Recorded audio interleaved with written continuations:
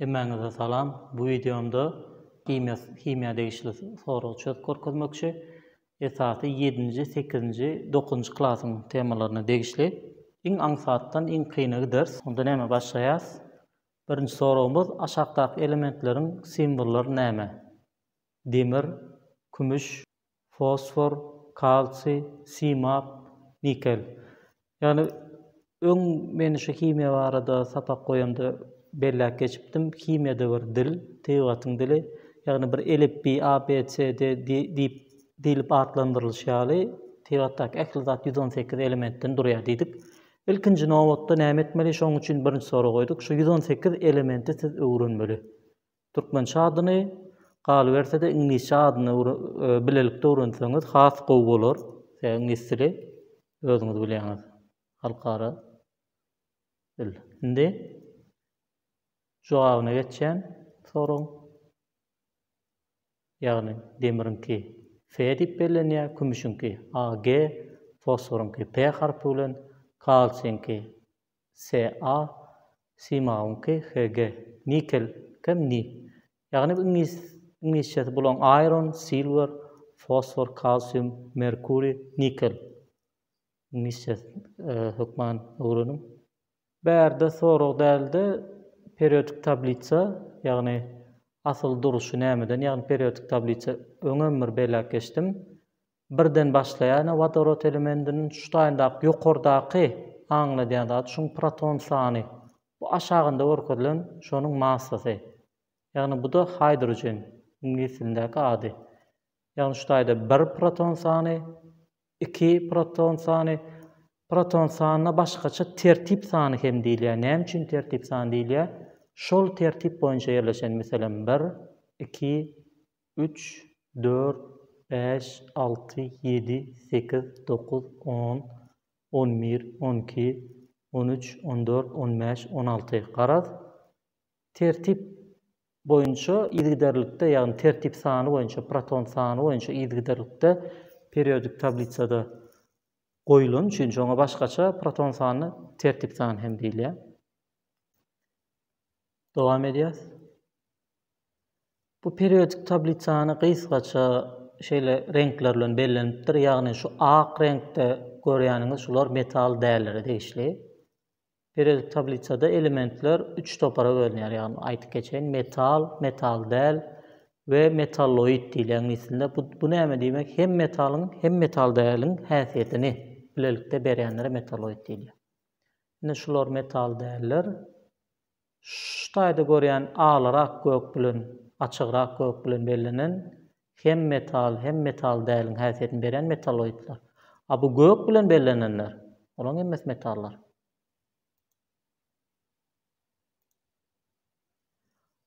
Bärde tersine aşagdaky simbollaryň aňladýan elementler haýsylar? Bu tersine däl, bu da ýanka meňdeşler. Sorag, jogaby şeýle.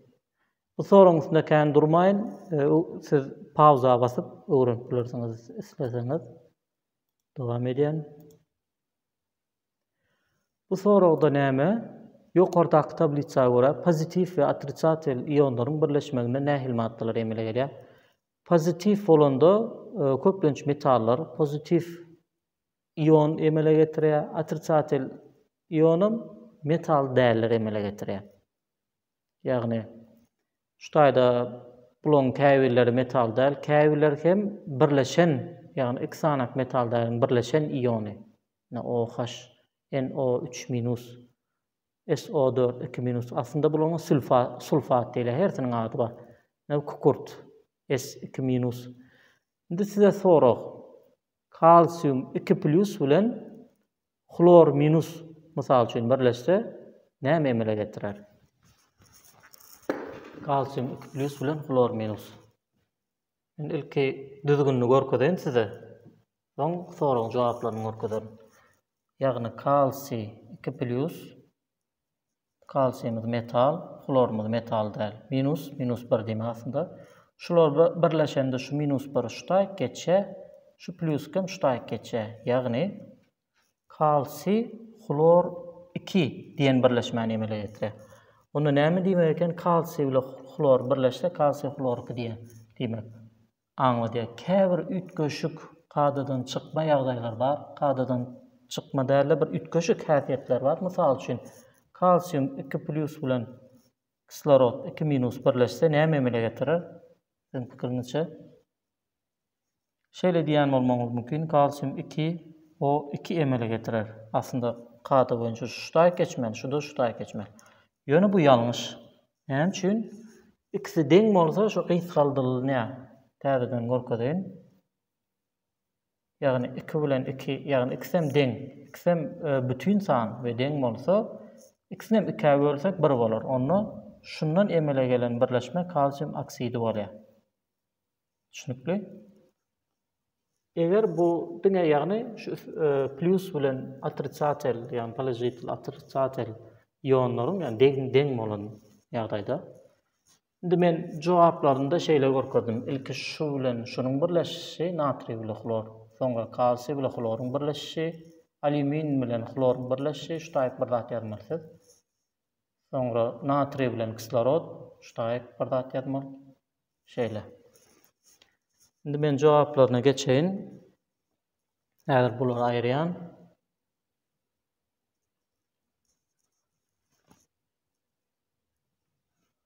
A, ýagny natriy bilen klor birleşse, näme bolýan eken? Natriy klor bolýar.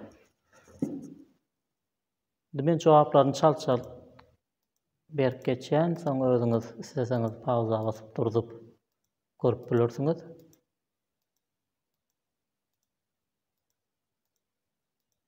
Üçüncü sorumuzam şulardan ibaret.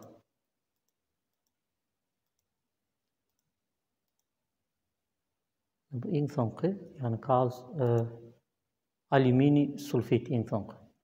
Dördüncü sorumuza geçeceğiz. Dördüncü sorumuza geçmeden ozal şu käbir zatlaryň ingilis dilinde aýrylyşy ýani ionlaryň. Ýani bir A toporuny bar, hem käbir beýleki toporuň elementleri bar.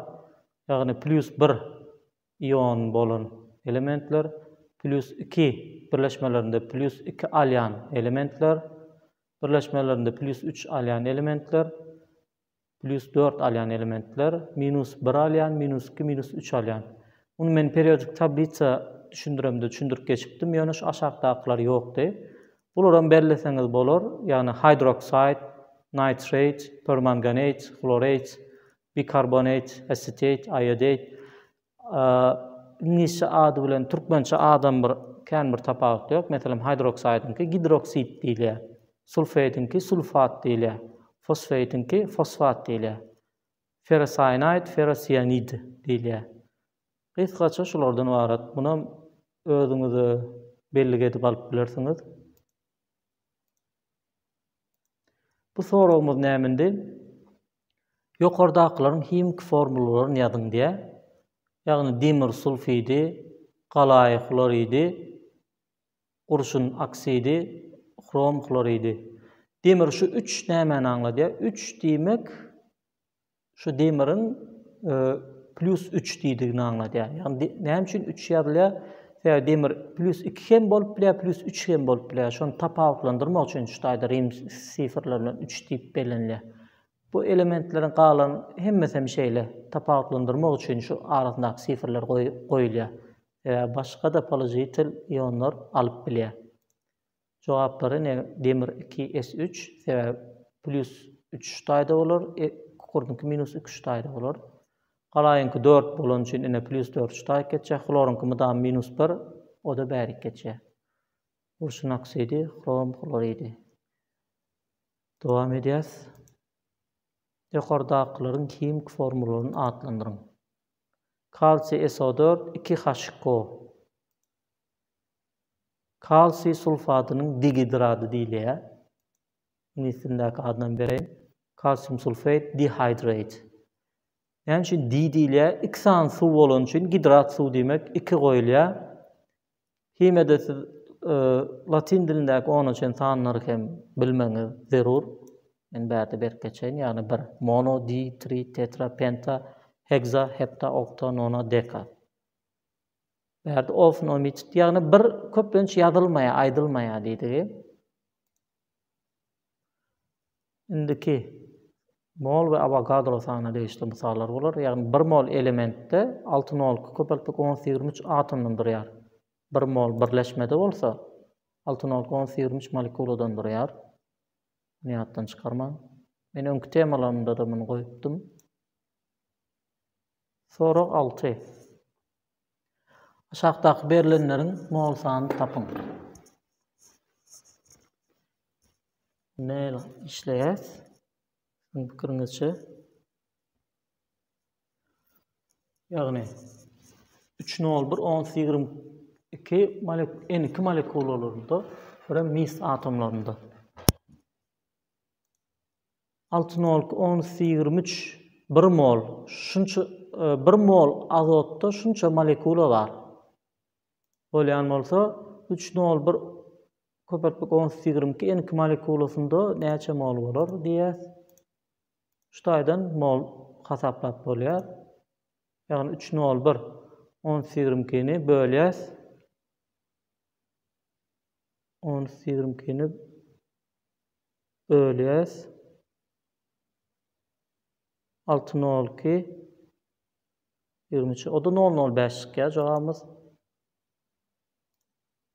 005. Şutaýak men belleýän. X-miz deňdir 005 mol. Ne 4-80-24 mis atomlarynda 1 mol misde näçe atom bardy? 6 nol köpeltilen 10-23 sany mis atomy bardy. Mis atomy ýokaryndan misen diýip ýazaýyn. Bärde bizde näçe? Bizde atom berilen. Mis atom berilen. Onu şuň atomy aşagyna ýetýär. Şutaýy atom bolan üçin şonuň aşagyna 4-82 köpeltmek 10-24 atom da näçe element bolar? We näçe mol bolar? Bu atanaklaryny köpeltsek biri şuňa köpeltýär. Şonuň özü bolýar 4-82 köpeltilen 10-24 deňdir. Bu da 6-0-2 köpeltilen 10-23 x bolýar da. Bundan aňarsy matematika ýagny 4-80-10-24-ü bölýäs 6-0-2 10-23. X-miz çykýar 15-96. Men şu kalkulatorda hasapladym. Barlap görüň, belki ýalňyş hasaplan bolmagy mümkin. Kommentariýalara ýazyn, eger ýalňyş bolsa. 100 soru entek kän wagt gerek bolar. Kän wagtyňyz alan, şoň üçin dowam edýäs.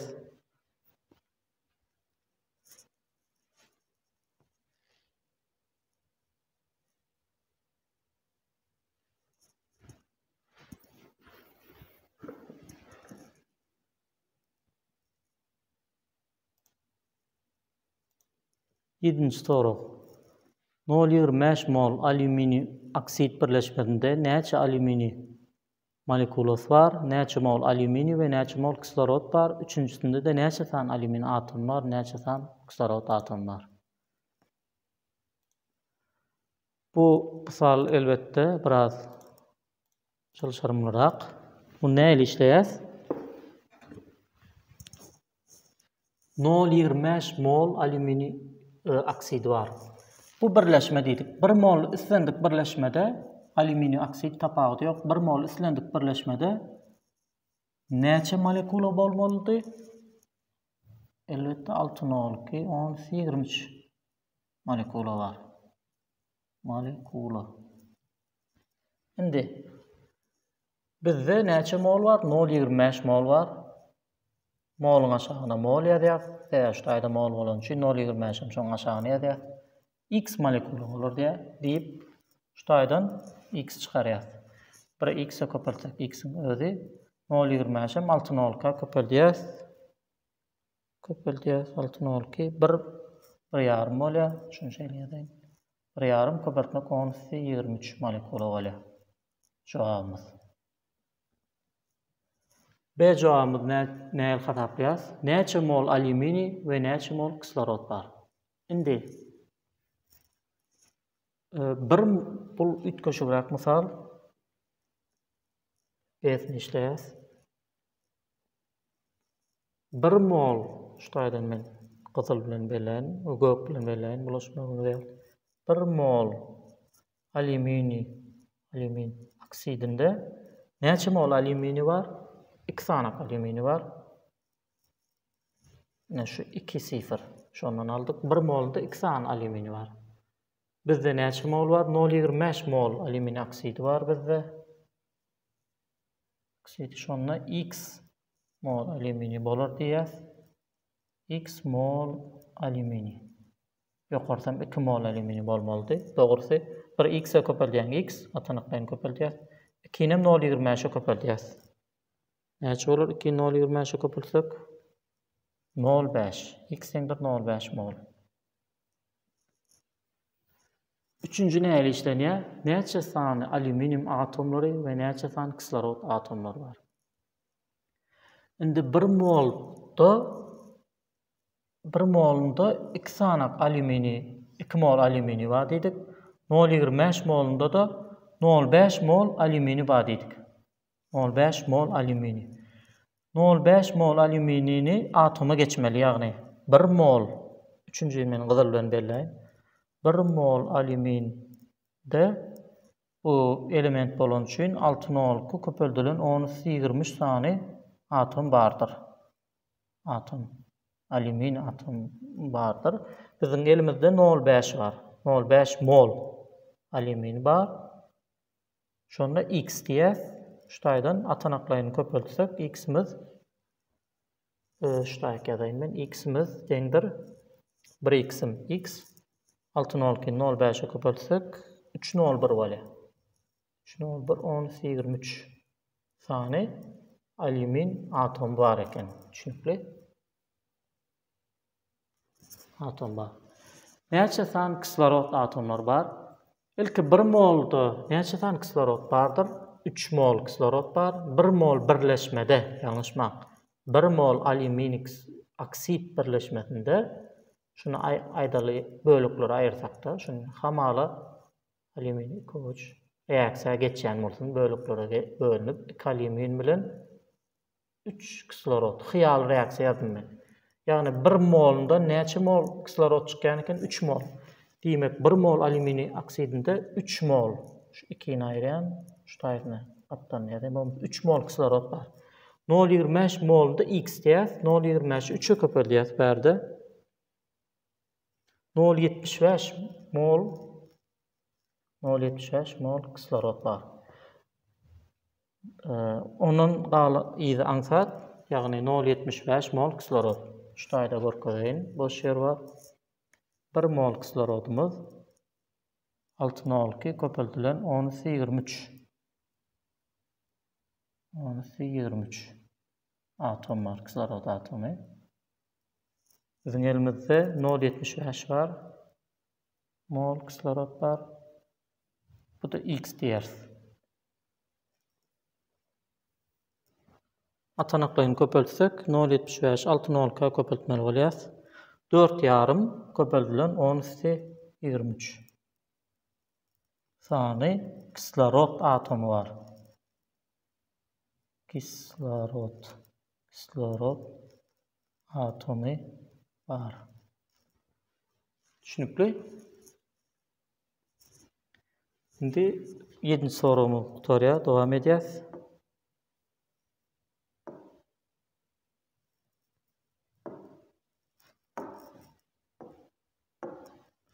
Sekinci soru. 28 gram demir elementinde näçe mol demir var? Demirin molar massasy berilen bize 56 gram mol. Şu näme diýmek? 56 gram mol. 1 molunda 56 gram bar diýmek şu demirin molar massasy. Şunu ýaly bir zat görseňiz, şuň aşagyndaky 1 molunda şunça gram bar. Ýagny 1 mol demirde näçe gram bar eken? 56 gram bar.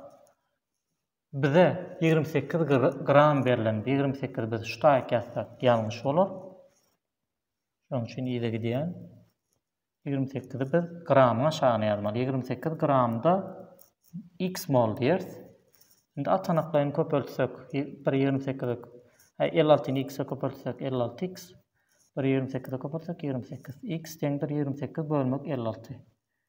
28'i 56'a bölseniz näçe bolar?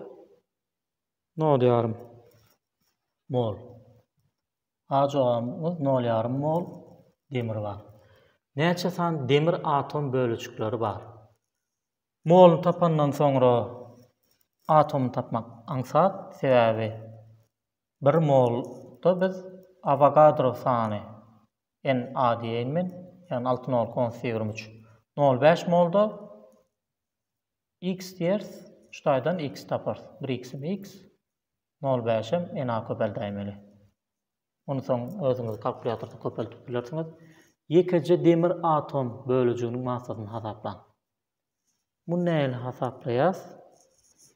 Birji demir atomynyň 1 molunda şunça sany atom bar diýdik. 1 mol deňdir 6,02 köpeldilen 10,23 atom diýdik. Başgaça 1 mol näme deň? Aslında şu strelka deňdir diýmek. Başgaça 1 mol 56 gram demire deň.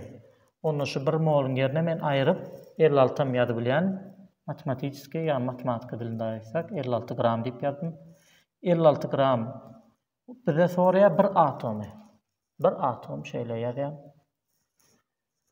Hemçin atomyň aşagyna atom ýazmaly. 6,23 tane atom 56 gram bolsa 1 atomy x diýäs we atanyklaryny köpeldäýäs. 56-ny 1-e muny ýani 6,23 x'im deňdir 56.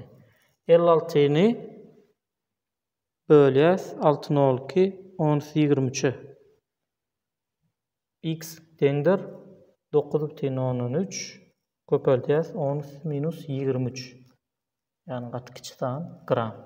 Birji atomynyň agarlygy 9,13 köpeltmek 10-23 gram ekeni. Şonu bilen 8-nji soragy utarýar. 9-nji soraga geçýäs.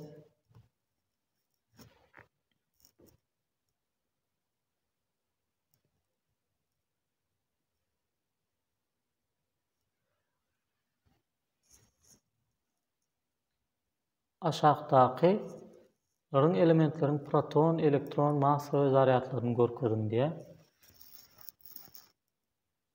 8-nji soru. Bunda näle işleýär? Şutaýda vodorod şu görkezýän sany proton sanyny aňladýar, bu massasyny ondan öňürti men x diýip bir belläýin. Şuny şutaýsynda proton san, şutaýsynda neutron san, şutaýsynda massasy görkezilýär. Bärde elektron sanlary görkezilýär, bärde de zaryady görkezilýär. Sahar bilen belläýin, charge diýilýär. Bu formulalar bar. Proton sanyny goşýas neutron sanyny deňdir massasy bolýar. İkinci formulamyzdan proton sanynyň elektron sanyny aýyrýarsam deňdir biziň zaryadymyz bolýar. Şu iki formulany berip belläň. Näme üçin proton sany şutaýda görkezilýär, näme üçin neutron şutaýda görkezilýär? Aşağı yerden çalışıp bolýar. Ýöne bu umum bir standart halkara. Şoň üçin şeýle ýatlaýyn. Öwrenmek üçin bu. Indi vodoroda geçeli. Vodoroddyň hiç zat görkezilmedik bolsa zaryady 0. Demek birden näçe aýyrsak 0 bolar? 1-e.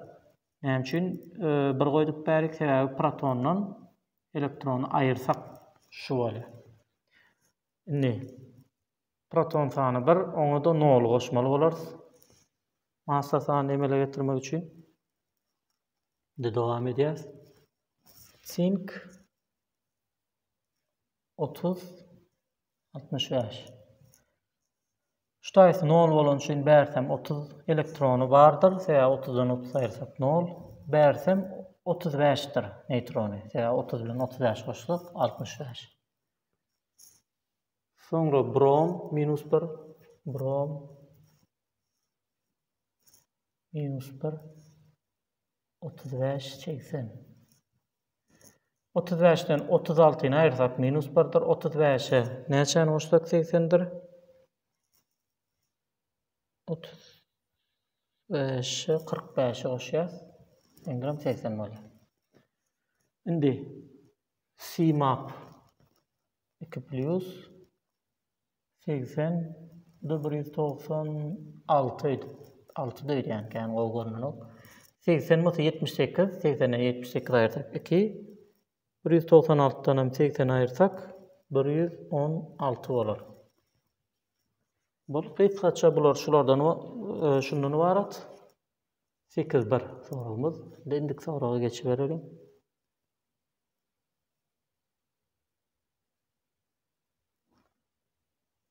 Şaqdaqlar hasaplan. Berde de näme edilýär?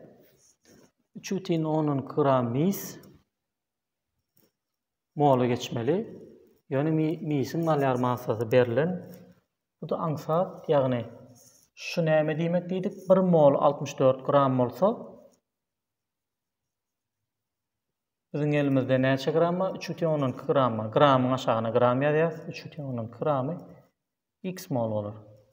Şutaýdan 3,12 köpeltek 3,12 64x. X tapmak üçin 64'ü beýlek geçirsek 3,12'ni 64'e bölmeli. 3,12 bölmek 64 deňdir x. Kalkulatorda bölüp görseňiz hem bolar. 0,05 mol. Yani x'imiz 0,05 mol. Birinci cevabı 0,05. 0,2 mol kümüşde näçe gramma?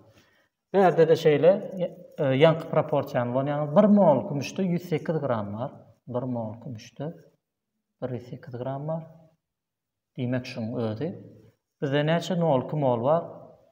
Diýmek näme eder? 0,2'ni atanaklaryny köpersek 0,2'ni 108'e köperdiriz. 21,16 gram. Cevabımız 21,16. Bir kümüş atomyň näçe gram? 1 mol 108 gram diýdik muňa. Başgaça 1 molumuz näme deňdi? Ýagny 1 mol deňdir 108 gram. Başgaça 1 molu biz 6,02 10,23 san atom diýerdik. Şunça san atomyň agramy deňdir 108 gram bolsa. Birji atomyň agramy näçe bolar? X. Onu özüňiz çykaryp görüp bilersiňiz. Biraz wagtymyz az. Video şeýlede uzun bolup gitdi. Indi dowam edýäs. 3,01 köpeltmek 10,22 demir atomy näçe mol demir bolar, näçe gram bolar? Bunu size goýan kommentariýlarda hasaplap ýazyp bilersiňiz. 6,14 gram kukurt atomy näçe mol kukurt atomyna näçe bolar we näçe sany kukurt atom bar düzüminde şo. Men umumlaşdyryp şu taýda bir formula ýazaýyn.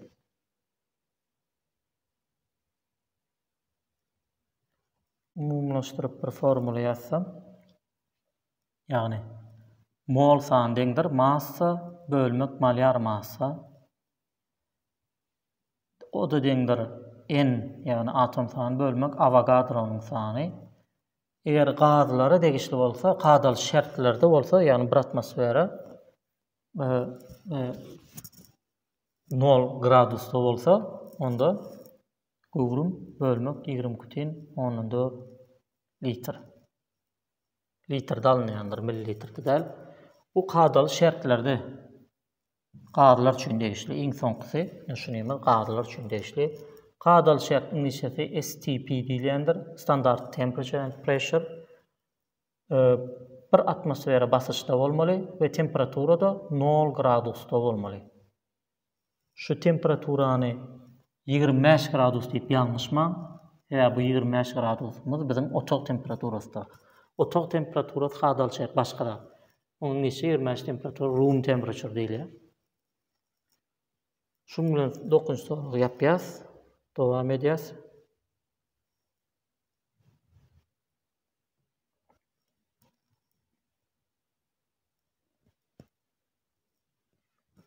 Kalsiy we kömürüň garyndysı ikisi bilelikde 0,6 mol. Şeýlede olaryň massalarynyň jemi 20 gram bolsa, onda olaryň garyndydaky massa prosentlerini hasaplan. Şeýle göräýmäge çylşyrmly soru. Näme edýäs? Kalsiy ve kömürün garyndysı. İkisi birlikte 0,6 mol. Kalsiy, 1 kömür. Şundan x mol diýeli, bundan hem y mol diýeli. X goşmak y dendir 0,6 bolýar. Ondan sonra şeýlede olaryň massalarynyň jemi 20 gram. Massalarynyň jemi bolsa näde hasaplaýas? Şunun formulasy boýunça mol sany dendir massa bölmek molar massady. Mol sanyna biz bunu x diýdik. M bölmek molar massasam kalsiýinki 40. Şuýda şuň massasy 40x bolar. Demek kalsiýnyň massasy 40x bolýan eken. Goşýas. Kömürün massasy näme bolar? Y mol var. Ýagny 1 mol kömürimiz başgaça şeýdip hasaplaly. Näçe gram? 12 gram bolsa, biziň elimizde Y mol kömür var. Onu näme belesek, atanaklaryny köpelsek, bir köpeltmek näme belli? Deňdir Y 12Y bolar. Jogabymyz kısaça 12Y gram. 12Y yani ikisinin massasyny goşup atýar. İkisinin molunu goşanda 0,6'dy. İkisinin massasyny goşanda näçedi? 20 gram. Berilen. Indi şuýda biz onda olaryň garyndaky massa prosentini hasaplan. Indi biz şuýda x bilen y tapyp bileriz. İki sany bizde deňleme bar. Bundan aňarsy, ýagny matematika. Şu iki deňleme esasında x bilen y tapýas. Gelin ýokarkyny 10k köpeldeliň. Ya da aşağıkyny 40'a böleliň. Tapady aşağıkyny 10k bölsek bolýar. 10k bölsek hepsini bular kysgalar y ve minus koysak 40 10k bölsek 3,33 bolar. X ayırmak 3,33x. Y bilen y gider. Yani y bilen y kysgalar 0 bolar. 0,6'danam 20 bölmek 12'ni aýyrýas. 20 bölmek 12. Ondan aýyrýas 0,6'ni. Minus 1,066 çıkar. Bu da 1x'ten 3,33 ayırsak, yani 1'den 3,33 ayırsak minus 2,33x çıkar. Bärden minuslar kysgalýar, minus 1,066. 1,066'ni 2,33'e bölýäs. 1,066'ni bölýäs 2,33'e. X'imiz 0,45. X'imiz 0,45 mol ekeni. Indi x tapsak, galan aňsat, x'in ýerine şuýda 0,45 goýsak, massasy 40 köpeltmek 0,45. X 18 gram eken. Demek, bu da 2 gram bolar bilelikde. 18 gramy, ýagny x kalsiy bolsa, prosent hasaplamak kyn däl. X bärde gram däl, moldur. Şoň üçin 40'a köpeltdik. Ýagny 0,45 40'a köpeltdik. 18 gram kalsiy eken. Şoň massa prosenti näle tapýas? 20 gram 20 gramdy 100% diýip alýas. Prosent näde hasaplanýar? O arada da mende videoda görüp bilersiňiz. 18 gramy x diýäs. Şuýdan x näçe prosent çykýar? 90%. X dendir 90. Atanaklaryny köpeltip görüp bilersiňiz. 10 sorumuzam şundan ibaret.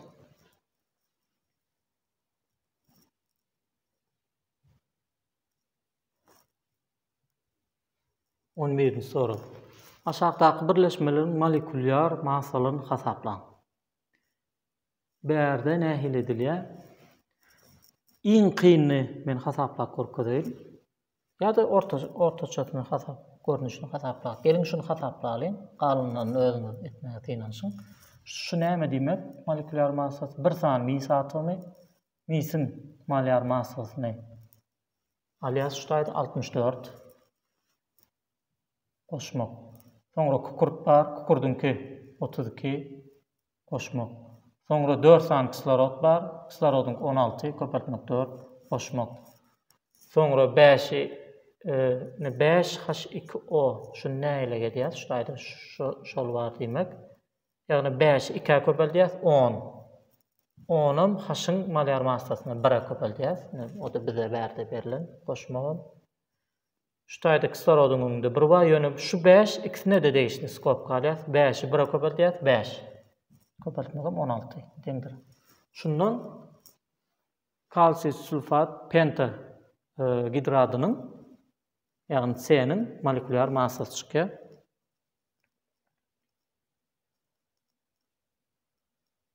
Kalkulatorda goşup görsek 250 gram mol. 250 gram mol eken molekulyar massasy. Ne, ansat birini alsak, kukurdunki 12, kislorod, 2 kislorod ba 2'ni 16'a köpeltýäs. O da 16 32 12 goşsagam 44 gram molekulyar massasy ya. Molekulyar massasy doğrusunu aýtsak. Bu soru şulardan ibaret. Dowam edýäs.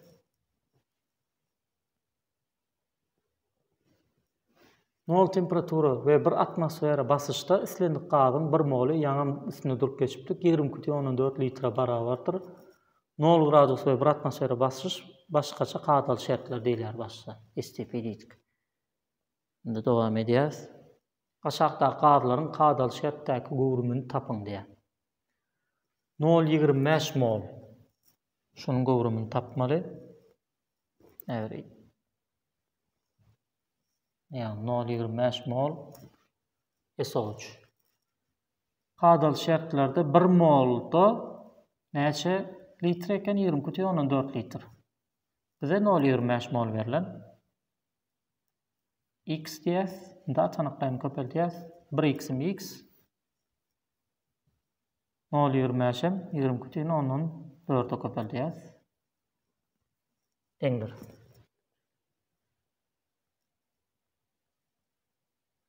5,16 litre.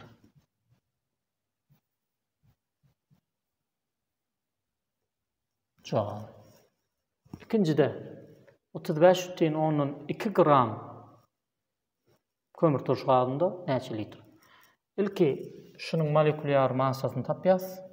Ýanky misalda birincide tapypdyk. Molekulyar massasy 44 gram mol. Ýagny 1 molunda 44 gram bar demek. Soňra molunu tapýas şu grama göre. 35,12'ni 44'e bölsek şoň mol çykýar. 0,8 mol. 0,8 mol. Evet, ben beýle kerlerini aýraýyn. 0,8 mol näme bar ekeni? Kömür turşugazy. Biziň 1 molumuzda näçe litr bar? Islendik gaz, kömür turşu bolsun, beýle gaz bolsun tapawut ýok, 20,4 litr bar. 0,8 molda x. Onu ýokary ýazyň, isle aşağı ýazyň tapawut ýok. Şutaýdan atanaklaryň köpeldip çykaryp bilersiňiz. 1,24 molekula 10 mola geçýäňiz. Şu soru şu arda gurulmy diýär. Ondan soňra 1 mol 20,4 litre bolsa, şonça molum näçe diýip onu geçip bileňiz, hasaplap bileňiz. Aşağıda gadalaryň gadal şertlerde dykatlygyny hasaplaň. Gadal şertdäki dykatlygy. Ýa bu kynrak soru bolmam mümkin. Gadlar barada formula bardy, ýagny parahat we nähil rahat diýýärler. P basyş aňladýady we gowrumy n mol sanyny aňladýady. R bir konstant, ýagny durnukly bir san, T de temperaturany aňladýady. Ýöne T Kelvin'de almalydy. Kelvin bilen Celsius näme diýmek? Düşündireýin, ýagny formulasy Kelvin'dendir Celsius goşmak 273. Başgaça aýdal Kelvin'e y diýsek, onda x diýsek, y-dendir x goşmak 273. Indi gadaly şertde basyş 1 atmosfera bolýady. Gadal şertde gowrum. Ilki gowrumdan öň biz şunu aýralyň. Şu formulaň üstünde işläliň. Ýagny Basış köpeltmek gowrum deňdir. Molun ýerine men massa bölmek, malyar massa diýip ýazýan. Malyar massa. Köpeltmegem A, T.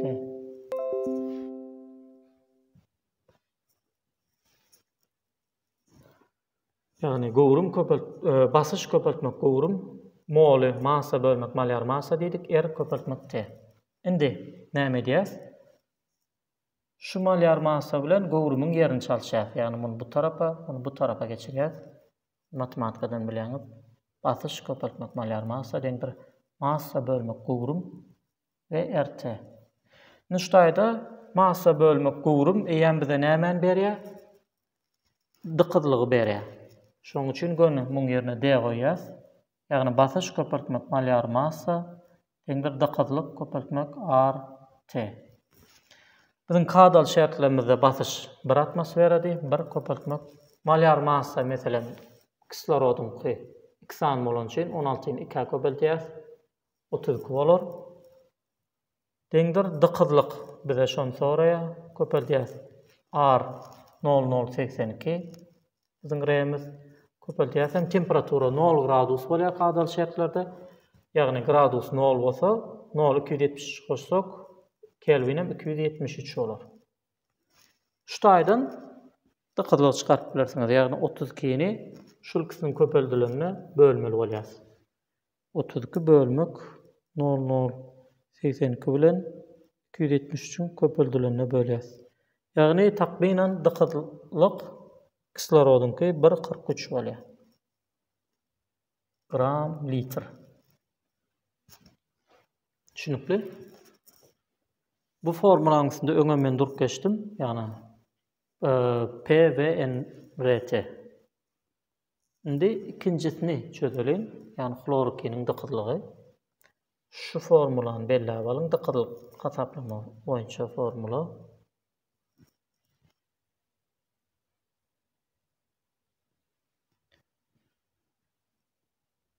Indi formulamyzy ýazýar. Basış köpeltmek malyar massa deňdir dykydlyk köpeltmek R köpeltmek T. Indi basışymyz biziň 1 atmosfera, malyar massa klorokimiz biziň 35,5 2 köpeltsek 35,5 71 bolýar. Deňdir dykydlygymyz bilemzok, R'myz 0082, temperaturamyz hadal şertde 273 Kelvin diýip çykardyk. Şundan 71 bölmegem indi 0082 bilen 273'ün köpeldilerine bölmeli bolýar. Bu da özüňizem hasaplap görüp bilersiňiz, dykydlyk. Men kalkulatorymda 3,17 çykdy gram litr. SO3 onun o gazam edil şoň ýaly hasaplaýas. Ýagny muň malyar massasyny tapýaňyz ilki, soň ýerine goýýaňyz we galan zatlar belli. Şoň netijesinde dykydlyk hasaplap bilýäňiz. Dowam edýäs.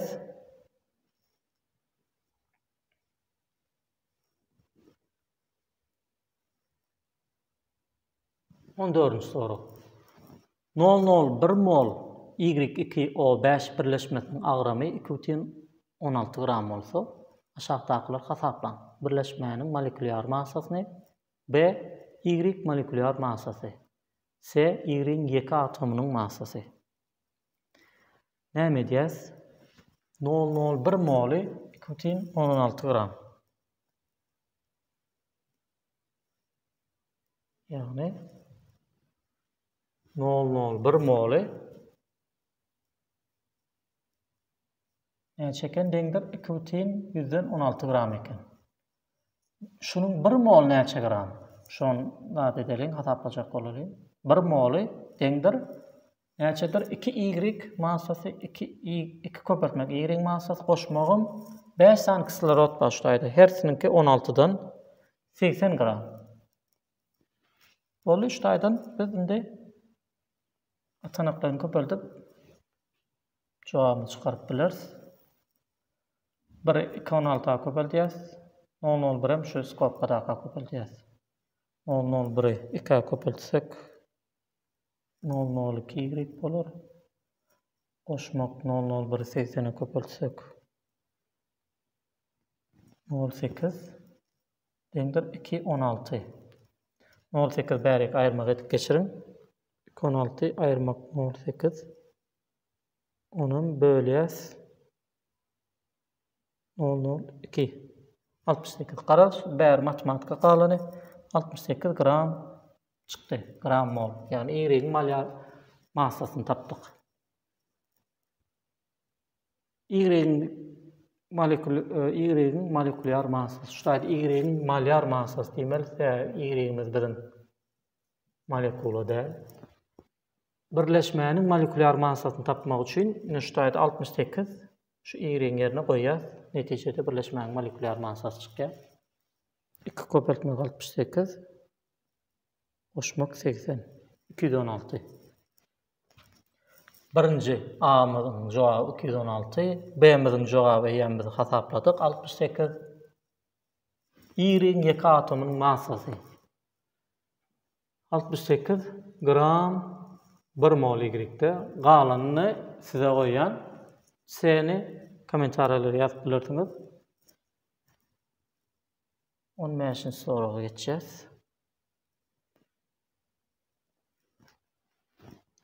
342 gram X2SO4 3 birleşmesi düzümünde 0,12 mol kislorod atomyny saklayan bolsa X'iň malyar massasy näçedir? Kynrak soru.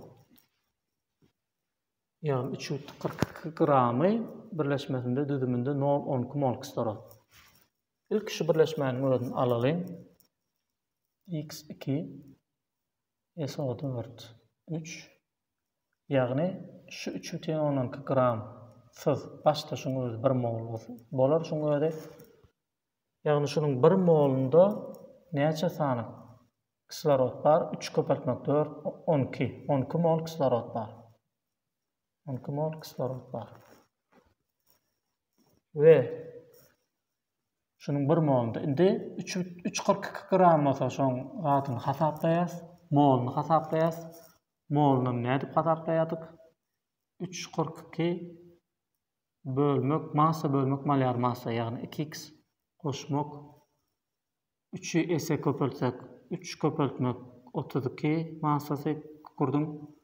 O da 12 köpeltmek 16. 12 san kislorod ba 16 kislorodun malyar massasy deňdir. Şunça yani 340 gram mola geçtik. Şunça molunda da 0,12 mol bar diýip bize berilipdir kislorod atomy. Başta 1 molunda şunça var. Şunçasında da şo var. Yani atanaklayın köpeltýär. Gaýtalap görüp bilersiňiz, bu kynrak soru. 1 molu 0,12 köpeltýän 0,12'nin özü.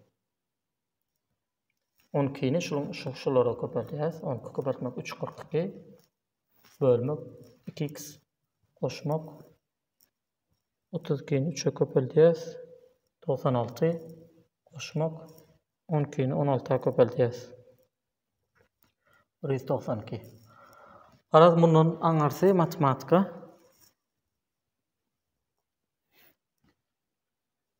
342 köpeltýäs 12 bölýäs 0,12 aýyrmak 192 aýyrmak 96 20 men 20 çykardym x'i barlap bilersiňiz. X'iň malyar massasy 27 çykdy. 27 gram mol. Diňe men usulumda işlemeli diýen zat ýok. Belki aňsadyrak usulda işleseňiz esasat jogap dogry çykdy bolýar.